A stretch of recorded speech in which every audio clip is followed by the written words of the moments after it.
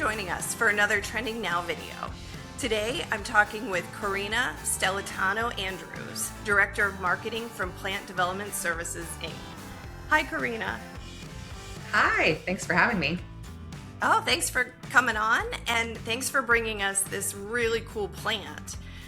Today, we're talking about Aspidistra Tokyo Skies. And this plant has a couple different ways that you can use it. So tell me first a little bit about how to use it in the landscape and what its benefits are. Right, so you may be familiar with this plant also by its common name, cast iron plant.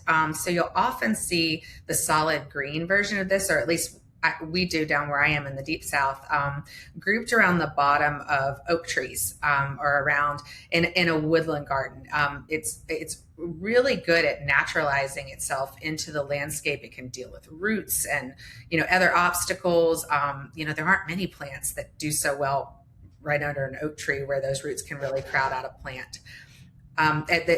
It's lovely also because it gives you with this variegation on the leaves.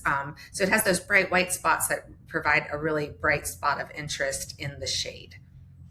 That's great. You don't, like you said, you don't see a lot of really beautiful flecked shade plants like this. This is very cool. And it has a lot of benefits outside of just looking pretty too. Tell me about that. That's right. I mean, so one of the biggest questions we get from consumers is it deer resistant? And the cool thing about it is it looks lush and green, but it has these really tough fibrous leaves with their internal texture that the deer don't like to chew on a lot. Additionally, it's really drought tolerant.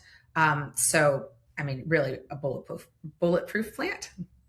And that's great for the heat of the summer down in the south. So this is not necessarily for me in Northeast Ohio for the summer, but down in the south, this is really a landscape plant. And tell us a little bit about what you, as a retailer, you could maybe pair this with on the display bench that would work well in the landscape.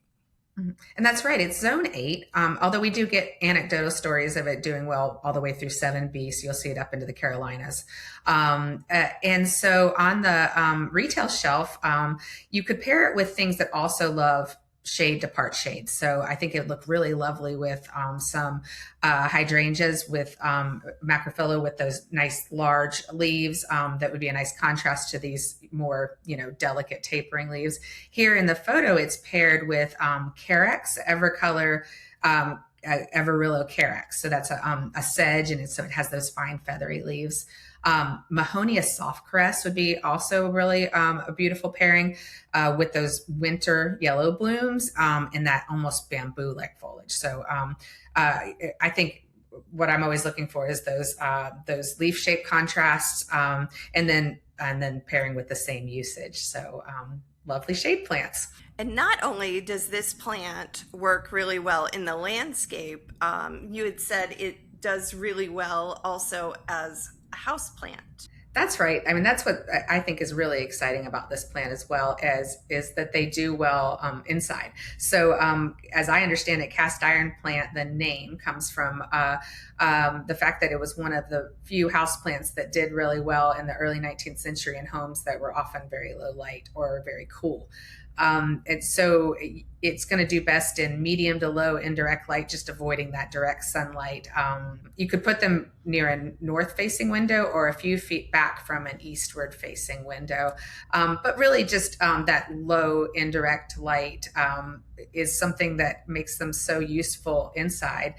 And for me, that's a neat thing that you could maybe try it in a little bit of a colder zone in a container, and then you can overwinter it. So not everybody has a basement or a garage to try to overwinter plants, but you just bring this in as a house plant. So that's fun. Excellent. Yes, it's very versatile. And tell me a little bit about how a retailer would be able to find out more about this plant and others, and then where they can purchase it for the retail shelves. Yes, Tokyo Skies, Aspidistra, and the other companion plants I mentioned are part of the Southern Living and Sunset Plant collections. So you can find more information at southernlivingplants.com or at Sunset Plant Collection.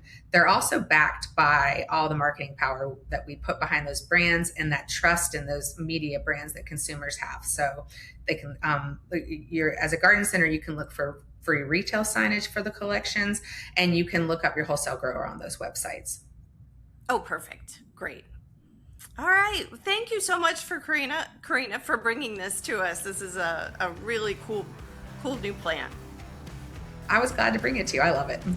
And thank you for watching our Trending Now videos, and stay tuned for more coming soon.